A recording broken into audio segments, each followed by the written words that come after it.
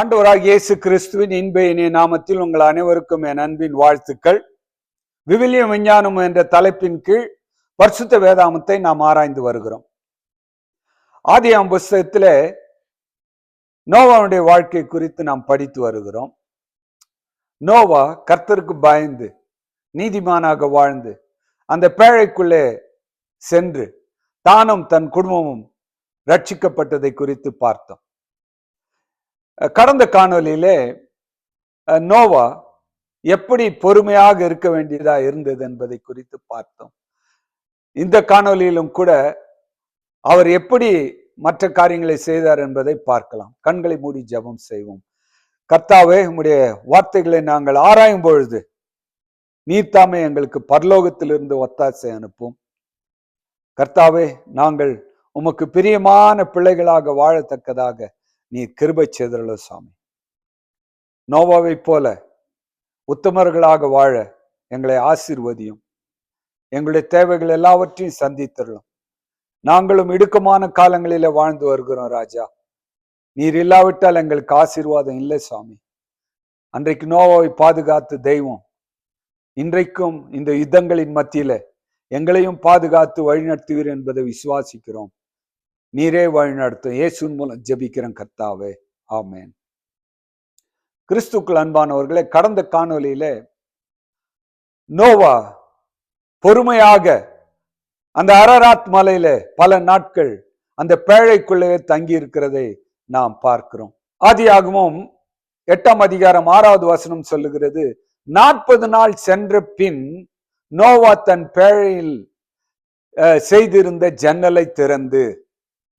அப்படி என்றால் முதலாக இப்பொழுதுதான் அவர் என்ன செய்கிறார்? அந்த ஜன்னலை திறக்கிறார். அங்கே என்ன வாசித்தோம்? அதாவது 150 நாளுக்கு பிறகு ஜலம் வடிந்தது. பிறகு 7ஆம் மாதம் 17ஆம் தேதியிலே பேழை அங்கே அரராத் மலையிலே தங்கிற்று.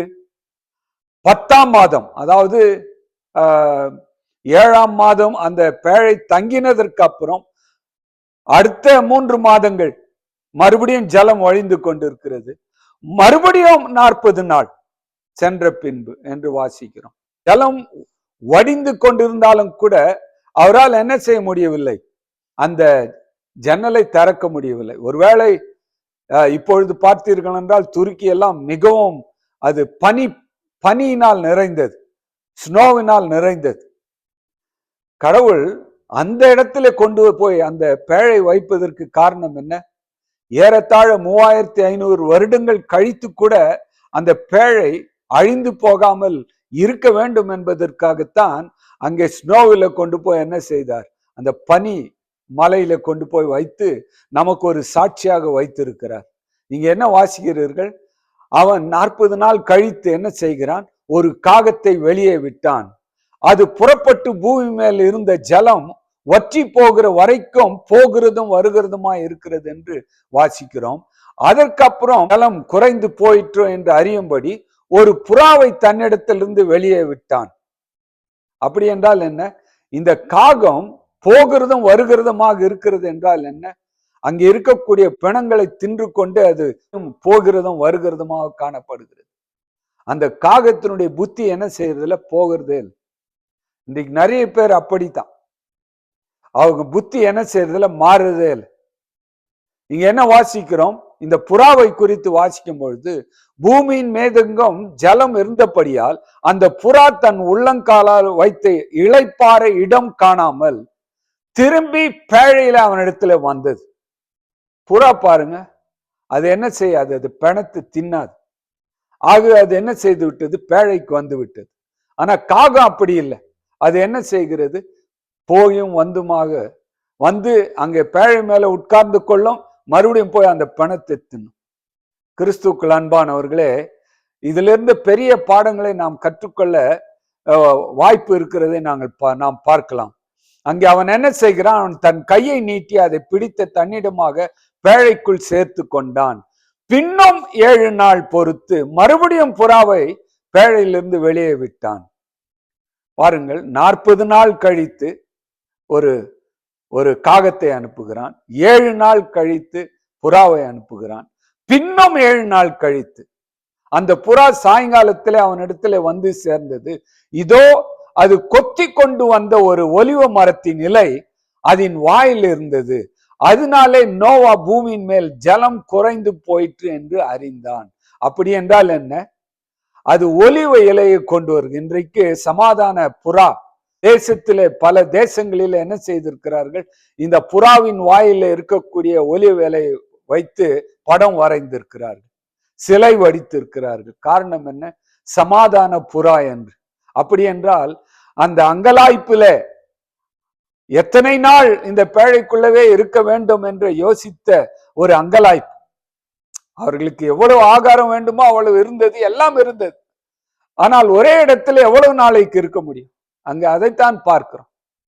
ஆனால் இந்த புறா செய்த ஒரு சாதுரிய காரியத்தை பாருங்கள். ஒரு இலையை கொத்தி கொண்டு வரக்கூடிய அளவிற்கு ஆண்டவர் என்ன செய்தார்? அந்த புறாவுக்கு ஒரு ஞானத்தை கொடுத்தார். ஜலம் குறைந்து போயிற்று என்ற அந்த எண்ணம் வருகிறது. பின்னும் 7 நாள் பொறுத்து அந்த புறாவை வெளியே விட்டான். அது அவனிடத்தில் திரும்பி வரவில்லை. அப்படி என்றால் என்ன? இவைகள் எல்லாம் நீங்கள் பார்க்கும் பொழுது எவ்வளவு நாட்கள் அங்கே அவன் அந்த பேழைக்குள்ள வாழ வேண்டி இருந்தது. அங்கே என்ன வாசிக்கிறோம்? 600வது வருடத்துல வெள்ளம் வந்தது. அவனுக்கு 601 வயதில் வருஷத்தில் 1ஆம் மாதம் 1 தேதியிலே பூமியின் மேல் இருந்த ஜலம் வற்றி போயிற்று. நோவா பேழையின் மேல் தட்டை எடுத்து பார்த்தான். பூமியின் மேல் ஜலம் இல்லாதிருந்தது. அப்படி என்றால் 1 வருடம் 1 மாதம் 1 நாள் அவன் அந்த பேழையில இருந்து கடைசியாக அந்த மேல் தட்டை என்ன செய்கிறான்? திறந்து பார்க்கிறான். பூமி காய்ந்து இருக்கிறதை அவன் பார்க்கிறான்.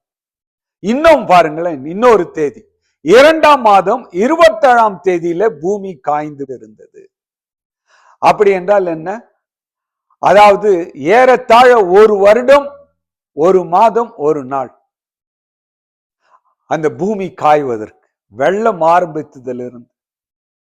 அப்பொழுது தேவன் நோவாவை நோக்கி, நீயும் உன்னோடு கூட உன் மனையும் உன் குமாரரும் உன் குமாரரின் மனைவிகளும் பேழையை விட்டு புறப்படுங்கள். அப்படி என்றால் என்ன? ஆண்டவர் சொல்லுகிற வரைக்கும் அவன் அந்த பேழைக்குள்ளவே இருக்கிறான். எப்படிப்பட்ட ஒரு விசுவாசம், நம்பிக்கை! அவன் ஜன்னலை திறக்கிறான், புறாவை அனுப்புகிறான், காகத்தை அனுப்புகிறான். ஆனாலும் கூட கதவை அவனால் என்ன செய்ய முடியவில்லை? திறக்க முடியவில்லை. காரணம் என்ன? அந்த கதவை மூடினவர் ஆண்டவர். அதற்காக அவன் காத்திருக்கிறான். அதைத்தான் பரிசுத்த வேதாகமம் நமக்கு எடுத்து காட்டுகிறது. கர்த்தருக்கு காத்திருக்கிறவர்களோ புது பலன் அடைந்து இறகடித்து பறப்பார்கள் என்று. இன்றைக்கு இந்த பூலோகத்துல அவசர அவசரமாக மக்கள் வாழக்கூடிய இந்த பூலோகத்துல நோவாவை போல ஆண்டவர் சொல்லக்கூடிய வார்த்தைகளை கேட்க நாம் ஆயத்தமாக இருக்கிறோமா? ஆண்டவரே, நீர் என்றைக்கு கதவை திறப்பீரோ அன்றைக்கு நான் வெளியே வருகிறேன். அதுவரைக்கும் எப்பேற்பட்ட ஒரு சூழ்நிலை இருந்தாலும் கூட நான் இந்த பேழைக்குள்ளவே இருக்கிறேன் ஆண்டவரே, அப்படி என்று சொல்லக்கூடிய ஒரு மனம் உங்களுக்கு இருக்குமா? யோசித்து பாருங்கள். கிறிஸ்துக்கள் அன்பானவர்களே, இன்றைக்கு தங்களுடைய இஷ்டப்படி வாழ பார்க்கிறார்கள். ஆனால் கடவுளுடைய இஷ்டத்திற்கு வாழ்ந்த நோவாவின் சரித்திரம் நமக்கு என்ன சொல்லுகிறது? கர்த்தருக்காக காத்திருங்கள், அவர் பெரிய காரியங்களை செய்வார். இன்றைக்கு உலகத்துல ஜலம் எப்படி அன்றைக்கு நிறைந்திருந்ததோ அப்படி பிரச்சனைகள் நிறைந்திருந்தாலும் கூட நீங்கள் என்ன செய்யுங்கள்? கர்த்தருக்கு காத்திருங்கள்.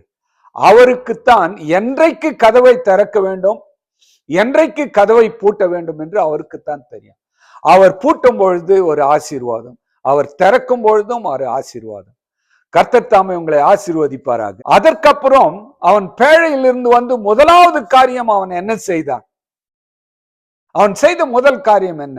இதை குறித்து அடுத்த காணொலியிலே பார்ப்போம். அதுவரைக்கும் கர்த்தர் உங்களை ஆசீர்வதிப்பாராக. இந்த சேனலை லைக் செய்யுங்கள், ஷேர் செய்யுங்கள், சப்ஸ்கிரைப் செய்யுங்கள். கர்த்தர் உங்களை ஆசீர்வதிப்பாராக. ஆமென்.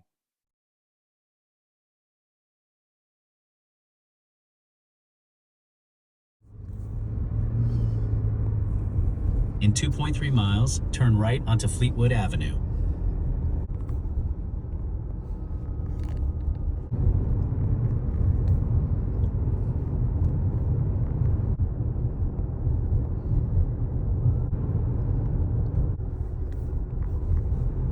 Speed limit camera ahead.